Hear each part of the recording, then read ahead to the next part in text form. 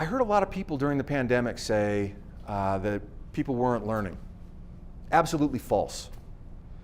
We're learning all the time. Learning is sense-making. It's meaning-making. How many people learned words that they didn't know before? Coronavirus, epidemiology, that's a fun one. Nobody knew that stuff. Now, a lot of people learned just enough to talk a bunch of nonsense and have a little bit of evidence to support it, but that's also a form of learning. We still have to navigate that environment. Now, let's get to some of the fun stuff.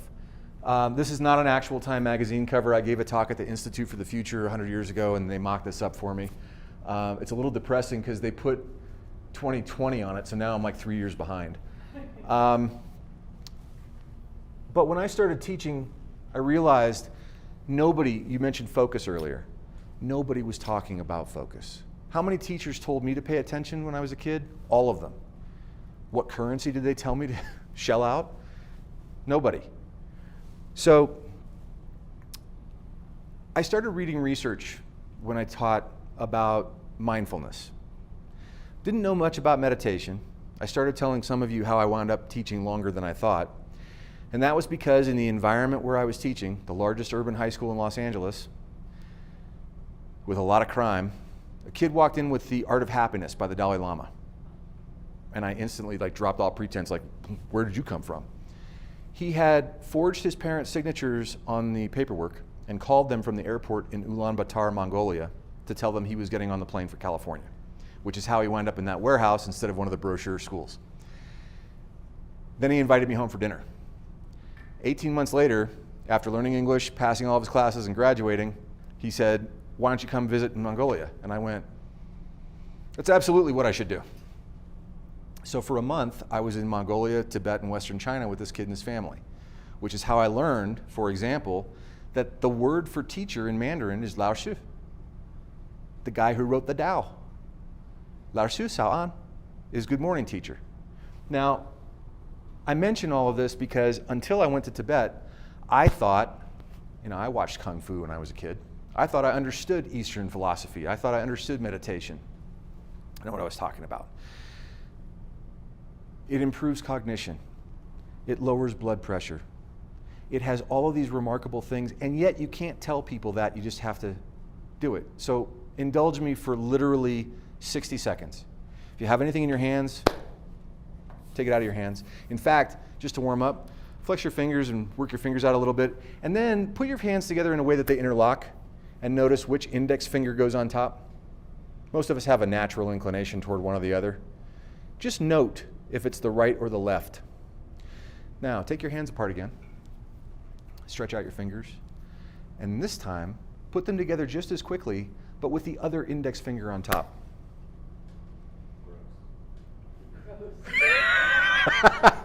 You said gross? It seems like it should be an easy thing to do, no? Yeah. Like all of our habits, though, we build those neural networks, and some things are easier than others. That's why, people talk about brain health as we age, and people say, brush your teeth with the other hand, take a different way home, because it's restoring some of that neural architecture. What I'd like you to do for a moment, you can do this with eyes open or eyes closed, is just sit, put your hands on your thighs, or you can put them together if you're more comfortable. Feel your feet. Feel your toes making contact with your footwear. Feel your butt making contact with the seat. And don't try to not have thoughts. But as thoughts come up, think of them as dandelions on a breeze, leaves floating down a stream, maybe a slideshow. If something comes up that you've been noodling on that's attractive to you for some reason, entertain it. If it's taking up space that you'd rather it not, watch it go. Every single time, come back to your breathing and listen to your inhale and listen to your exhale. And let's just be with that for another few seconds.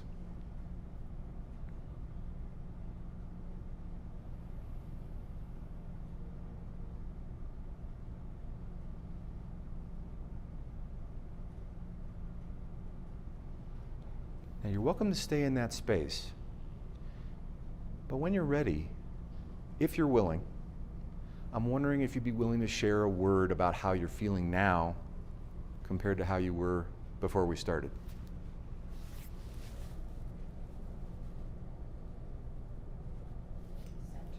Centered. Present. Soothing. Ah, lovely. Impatient. Honest. I love that. So let's get on with it. How long will that take? Right. Now, I don't normally do this for more than a minute with anybody. I'm the same way. But in 1 minute, for no cost, anywhere you are in the world, even if someone's talking to you, I can go there in my head if I feel like it, because education only gets us from the neck down. The neck up is up to us. We feel better and more focused and more likely to understand what we're experiencing and more likely to remember it.